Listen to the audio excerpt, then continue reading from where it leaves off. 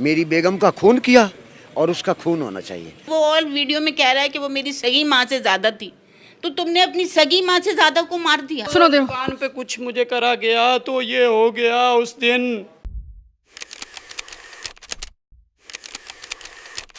मैं मौजूद इस वक्त औरंगी टाउन में और वजह है वो एक दिल दहला देने वाला वाक़या जिसको तकरीबन तमाम चैनल्स ने बशमूल GTV के आपने उसकी फुटेजेस जो कि आपको सिर्फ 30% से या मैक्सिमम हमने 30% आपको दिखाई होंगी।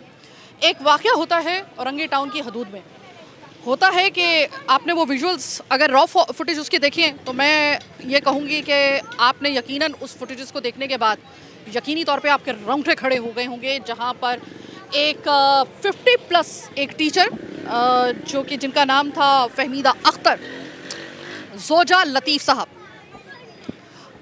उनके जो सौतेले बेटे जिसका नाम शौकत था, बारिश और एक बहुत ही एक अटायर से एक बड़ा मजहबी और एक बड़ा सुलझा हुआ एक लड़का लग रहा था, उसने बहिमाना अंदाज में कोल्ड ब्लडेड मर्डर किया अपनी सौतेली माँ का, वो भी घर की दहलीज पर। वो विजुअल्स यकीनन अगर आपने देख लिए हैं तो मुझे अब मज़ीद तमहीद बांधने की ज़रूरत नहीं है कि हर तरफ खून ही खून।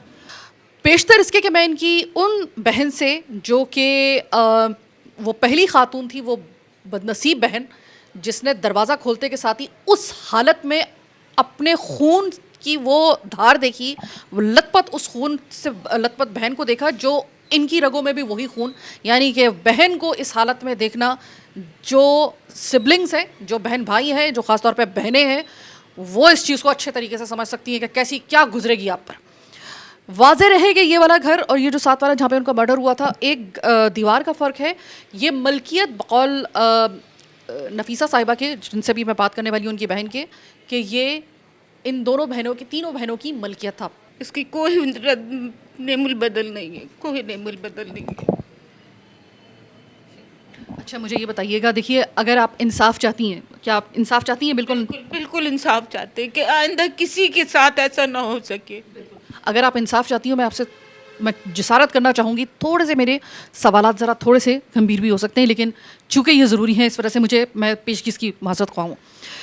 नफीसा साहिबा, मुझे ये बताइएगा तकरीबन कितने साल हुए थे जो आपकी बहन हैं फहमीदा, उनको कितने साल हो गए थे लतीफ़ साहब से शादी किए हुए? 18 साल। 18 साल। क्या कोई इन दोनों की कोई औलाद थी?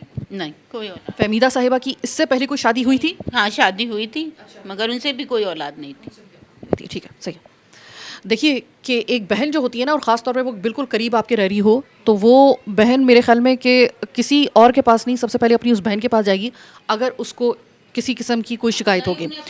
कोई शिकायत नहीं थी, बहुत मोहब्बत थी अपने शौहर से, उन्हें बहुत मोहब्बत थी, और इस बच्चे की भी बड़ी तारीफ़ें करती थी, इस बच्चे की भी बड़ी तारीफ़ें करती थी। तो मैंने उनसे और उल्टा कहा था कि हाँ ठीक है, तुम रखो, तुम्हारे साथ वो काम करता है, तुम्हारे हाथ पैर का बर्तन है।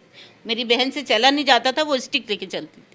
मैं अच्छा है, तुम्हारा ख्याल करता है, मगर मैं बात नहीं करती थी, ना मैं अपने पोर्शन में उनको आने देती थी।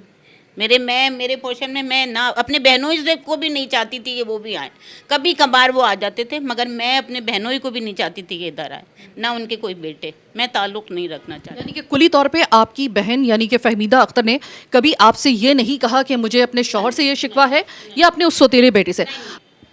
ऐसा कभी आपको लगा इस लड़के को देखकर कि कभी ये इस हद तक एक्सट्रीम एक स्टेप उठा सकता है? ये इससे बड़ा कोई एक्सट्रीम स्टेप नहीं है। कभी आपको देख के लगा हो कुछ नॉर्मल? ये अभी 9 तारीख को हलीम हुआ, नीचे मेरी बहन ने हलीम बनाया, वो लड़का भी मौजूद था, ये सब बच्चे मौजूद, नॉर्मल बिल्कुल ठीक ठाक वो लड़का था। ये अब जो वो कर रहा है, जो उसकी एक्टिंग कर रहा है, ये एक्टिंग कर रहा है अपने आप को बचाने के लिए, और उसके वालिद उसमें पूरे शामिल हैं। वो इस तरह से करवा रहे हैं कि मेरा नाम भी ना आए और मेरा बेटा तो नॉर्मल हरकतें कर रहा है, वो भी बच जाए। तो ऐसी क्या वजूहात हो सकती हैं, या कौन सी ऐसी सॉलिड वजह हो सकती है? उनसे पूछे ना, 18 साल का रिश्ता था, हमें तो पता नहीं कि क्या वजह। ये तो उनसे पूछे कि उन्होंने ऐसा क्यों किया, ये तो उनसे पूछे ना। जब वो और वीडियो में कह रहा है कि वो मेरी सगी माँ से ज़्यादा थी, तो तुमने अपनी सगी माँ से ज़्यादा को मार दिया ऐसी बेदर्दी अच्छा से। ये बताइएगा, इस लड़के को कोई नशे करने की, कोई किसी किस्म का कोई नशा करने की आदत थी? मुझे नहीं पता, मैंने बताया ना, मैं तो अपने ना पोर्शन में आंधी देती हूँ, ना मैं बात करती हूँ, ना मैं कुछ करती हूँ। याद करके बताइएगा मोहतरमा कि जिस दिन ये वाक़या हुआ है, जिस टाइम पे ये वाक़या हुआ है, उससे पहले आखिरी मर्तबा आपकी बहन से कब और क्या बात हुई? मेरी बहन से आखिरी दफ़ा मेरे ख्याल से 9:30 या 9:30 बजे का टाइम था। बहन ने मुझे फ़ोन किया, मेरे नवासी को इंजेक्शन, पैदाइशी इंजेक्शन लगे थे, तो उसकी तबीयत के लिए मुझे फ़ोन किया कि क्या हाल है हादी का। मैंने कहा पता नहीं, अभी मेरी बेटी का फ़ोन आया नहीं है, कि मैं आया हो तो मुझे पता हो, जब वो आएगा फ़ोन तो मैं तुम्हें बता दूँगी। कहेंगे मैं फ़ोन कर लूँ, मैंने कहा नहीं करना, वो फ़ोन उठाएगी नहीं, वो बच्चों की वजह से फ़ोन उठाती नहीं। मैंने कहा वो फ़ोन उठाएगी नहीं, मेरे पास जब फ़ोन आएगा तो मैं तुम्हें बता दूँगी कैसी तबीयत है। इसके कितनी देर बाद उनके साथ यह 11 बजे ये वाक़या हुआ। गालिबन अगर मैं गलती पे नहीं हूँ तो 1.5 से 2 घंटे तकरीबन इसी दरमियान में ये आपकी आखिरी दफ़ा बात हुई थी 2 घंटे पहले। हम चले 2 घंटे पहले भी अगर कर लेते हैं, 2 घंटे पहले अगर उनकी आपसे बात हुई है तो क्या आपको थोड़ा सा कोई अंदिया? ठीक थी। जब मेरी जो मासी थी उन्होंने दरवाज़ा खोला है तो वो मेरी बहन सामने मसहरी पे लेटे हुए मोबाइल देख रही थी। वो दरवाज़ा खोल के मैंने उसको आवाज़ दी तो वो दरवाज़ा खोल के फ़ौरन मेरे पास आ गई। तो जब वो आई तो दरवाज़ा भड़ से आवाज़ आई, तो मैंने कहा बेबी तुमने पत्थर लगा कर नहीं आई, देखो दरवाज़ा भड़ से हुआ, पहले जाओ पत्थर को देखो। दरवाज़ा भड़ से नहीं हुआ था, उसने दरवाज़ा भड़ से बंद किया। आपको कितनी देर में ये इत्तला मिली है, किसने दी है और आप कितनी देर? फ़ौरन से फ़ौरन मैंने जब वैसे वो 11 बजे उधर गई हैं तो वो फ़ौरन आएंगी बलगिल बाजी, वो दरवाज़ा जब वो ठोक रही थी, घंटी ये बजा रही थी कुंडी, तो मैं यहीं बैठी हुई थी मसहरी पे, तो मुझे आवाज़ आई कि नहीं बाजी वो खोल नहीं रहा हो, वो खुद भी शौकत दरवाज़ा खोलो, शौकत दरवाज़ा खोलो। वो मैं बिल्ली मार रहा हूँ, मैं बिल्ली अंदर से कह रहा है मैं बिल्ली मार रहा हूँ, मैं बिल्ली मार रहा हूँ। काफ़ी देर हो गई, उसने दरवाज़ा नहीं खोला, 10 मिनट तक ये लोग पीटते रहे, उसने दरवाज़ा नहीं खोला।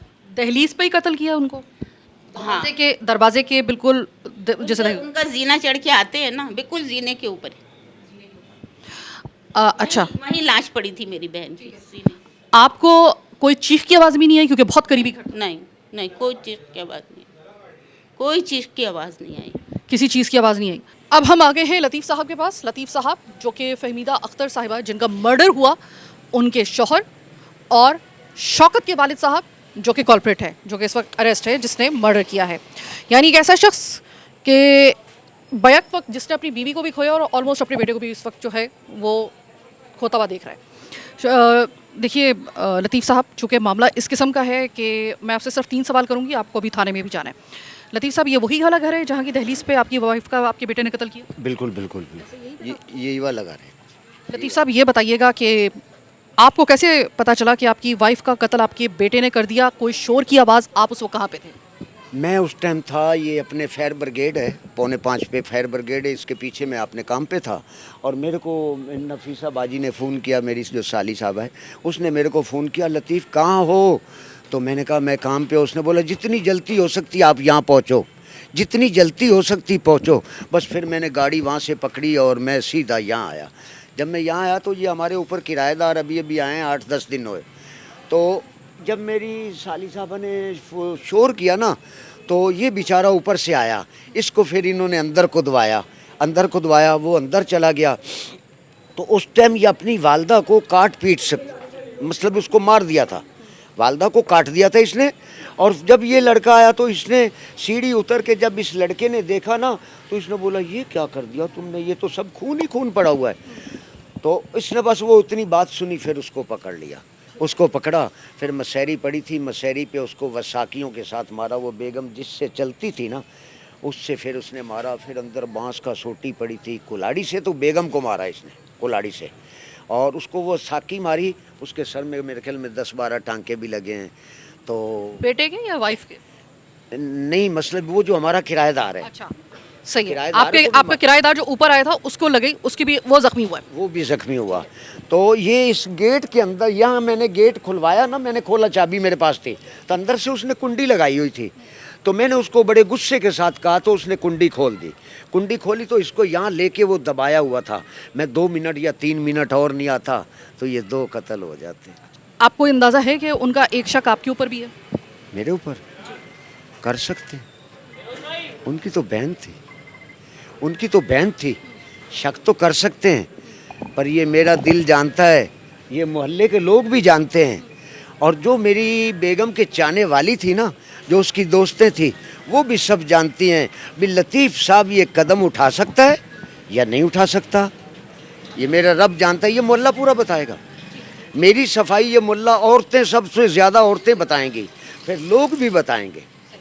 बकाया यानी कि वो अभी तक आपको कोई वैलिड रीज़न नहीं मिली अपने बेटे की तरफ से कि वो उसने ये कत्ल आपकी वाइफ का क्यों किया? आपके पास फिलहाल कोई वैलिड रीज़न नहीं है। अभी वहाँ भी तो आप बयान उनके सुन रहे हो, कभी कहता है मैंने ये किया, कभी कहता है मैंने ये किया, तो मैं तो खुद ये परेशान हूँ भी कल तो इसने जाना था। आपके बेटे के लिए अभी कार्रवाई शुरू होगी। जी, मैं ईद के 10 दिन बाद उधर गया तो मेरे पापा ने मेरे को दर्जी पे छोड़ा, ठीक है। तो दर्जी जो था, बात सीधी सीधी बताऊंगा जज साहब, दर्जी जो था, दर्जी पे मैं काम करता रहा, दर्जी मुझे उधर झाड़ू पोछा लगवाता, ठीक है, काम करवाता मेरे से, ठीक है। तो उसके अलावा दर्जी पे हमारा जमील लोग भी था, एक मिंचनाबाद रहता है, उस दर्जी पे जमील लोग भी आया था, उसको फालिज हो गया, उनको दुबई भेजा गया, ठीक है, उनको दुबई भेजा गया। क्यों क्यों क्यों? अच्छा, अब मुझे भेजा जा रहा था, अच्छा क्यों क्यों क्यों? तो देख शौकत भाई, मेरी बात सुनो। देखो, तुम्हें जिस बंदी के सामने खड़े हुए हो ना, वो अल्लाह का मैं सुनो सुनो, ठीक है, बहन हूँ ना, चलो ठीक है, सही है, बहन ही मान लो। लेकिन मैं तुम्हें बताऊं कि मेरे सामने ना, एक तो खुदा के लिए ये फैब्रिकेटेड एक्टिंग मत करना, और दूसरा मेरे सामने ना बिल्कुल टू दी पॉइंट बात करना। तुम्हारे लिए ज़्यादा बेहतर ये होगा, वरना फिर आगे जो मेरा सवाल होगा वो तुमसे झेलना बहुत मुश्किल होगा। वजह सिर्फ बताओ कि तुमने उनको क्यों मारा। वो जो एक टेलर वाली कहानी तुम सुना रहे हो कि टेलर के पास सिमें थी और उसमें, ये कोई भी अक्ल सलीम रखने वाला शख्स इस बात को नहीं मानेगा कि सिर्फ ये वजह जो है वो किसी को ज़िबा करने के लिए बनी होगी। नहीं बन सकती। टू दी पॉइंट बताओ, क्यों? वो टेलर ने मुझे पागल बनाया, तो ये सभी कुछ हुआ। टेलर ने पागल बनाए तो तुम अपने घर के औरत को आके मार दोगे, अपनी माँ को मार दोगे? दिमाग से हो गया। अच्छा, अब दूसरा सवाल मेरा गौर से सुनना। ये मुझे बताओ कि पिछले 1 साल से तुम्हारे दोस्तों की कैटेगरी, मतलब कोई ऐसे नए दोस्त बने, या तुम्हारी दोस्तों की कैटेगरी, या तुम किसी नशे के किसी इस्तेमाल में रहे हो? सच सच बताना, क्योंकि देखो तुम्हारा फॉरेंसिक होगा ना, तो तुम्हारा ब्लड जब जाएगा ना वहाँ पर सैंपल के लिए, तो पता चल जाएगा। बता दो, है? मैं नस्वार रखता था। नहीं, नस्वार की बात नहीं है, तुम सिर्फ नशे की बात बताओ। नस्वार को तो मैं नशा जो है होने के बावजूद काउंट ही करी। नशा शायद इधर मुझे करवाया गया हो, इधर कहीं करवाया गया हो? किसने करवाया? रहता हूँ किसने? दर्जी का नाम मत लेना, क्योंकि वो काफ़ी दूर रह रहा है। अपने घर की उस दिन की बात मुझे बताओ, क्या हुआ था? नशा मैं सिर्फ नस्वार रखता हूँ बस। अब अगर तुम्हारा ब्लड सैंपल जाएगा उसके लिए, उसमें पता चल जाएगा कि तुम नशा करते हो या नहीं करते। मुझे ये बताओ, तुम्हारे पिछले 1 साल में तुम्हारे दोस्तों की कैटेगरी कैसी रही है? दोस्त, मैं फैक्ट्री इधर मैं नहीं था, इधर मैंने दोस्त नहीं बनाए इतने ज़्यादा, क्योंकि उधर मैं जिस पे काम करता रहूँ वो मेरा उस्ताद था, वही, ठीक है। तो उसको अलावा सामने बालू दुकान वाला है, और दोस्ती मेरी ज़्यादा थी जहाँ मैं काम करता रहूँ, बहावल नगर कैल्शियम का काम करता रहूँ, मैं रिक्शा भी चलाता रहा हूँ। तुम सुना है कि जिस दिन ये वाक़या हुआ उसके शाम को उसके कुछ देर के बाद तुम्हारी टिकट थी वापस जाने की? बिल्कुल थी। और तुमने उस दिन ये काम किया। एक बात बताओ, देखो मेरी बात सुनो। दुकान पे कुछ मुझे करा गया तो ये हो गया उस दिन। दुकान पे किया गया? मुझे ये बताओ, तुम्हारे और उसके दरमियान में ताल्लुकात कैसे थे? दर्जी के दरमियान में, जिसके बार बार तुम टेलर का जिक्र कर रहे हो। दर्जी के दरमियान ताल्लुकात, उसने मुझे उधर बहुत भड़काता, उधर बहुत पे, और उसका तुमने गुस्सा अपने जाके घर में अपनी माँ पे उतार दिया? वही उसने मुझे कुछ खिलाया गया, उधर बोतल पिलाई गई, बता रहा हूँ बाजी आपको, बार बार बोतल पिलाता, सामने थे, यूं वीडियो बनाता मेरी। किस चीज़ की वीडियो बनाता? वीडियो यूं ऊपर, जो लड़के ऊपर, सीधी बात बताऊंगा, ऊपर लड़की खड़ी है, इधर मैं जा रहा हूँ नीचे। शौकत, तुम्हारे किसी एक बयान का भी रब्त जो है ना, वो इस वाक़े से नहीं बन रहा, माजरत के साथ।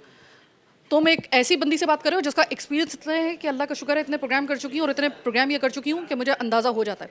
पहली बात। दूसरी बात ये मुझे बताओ कि अच्छा तुमने ये कर दिया, अब तुम्हारी थोड़ी देर के बाद तुम्हारी जो थी वो तुम्हारी टिकटें थी, तुमने जाना था, तुमने उसी दिन का इंतखाब क्यों किया? एंट्री थी, ठीक है, तो एंट्री से पहले उसने मुझे बुलाया, एंट्री से पहले। आप किसने? नहीं पता तो उस्ताद ने, उसने मुझे बुलाया उधर एक लड़के को बिठाया, उधर एक लड़के को बिठाया। तो लड़का पता नहीं कौन था, ठीक है। और लड़के के सीधी बात बताऊंगा, शर्माना नहीं, आप मेरी बाजी हो, ठीक है। तो लड़के को बोलता है इसके हाथ रख, इधर इधर हाथ रख। मैंने हाथ रखा, ठीक है। बोलता है इसकी कर लेगा, लेकिन मैंने नहीं कर।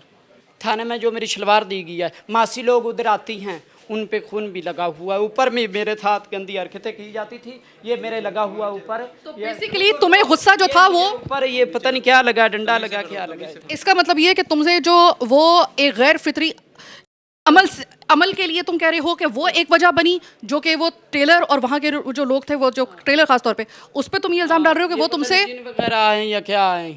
ओ खुदा के लिए भाई, जिन्नात पे इल्जाम मत डाल, शैतान पे या उस पे नहीं डालो तुम। और अब मुझे आखिरी सवाल का जवाब दो, उसके बाद तुम्हें मैं कहूँगी कि तुम्हें फौरी तौर पे आंखों से रफा दफा कर दिया जाए, इससे पहले कि हम लोग प्रोफेशनल उस फेस से निकल के फिर बहैसियत इंसान बन जाए।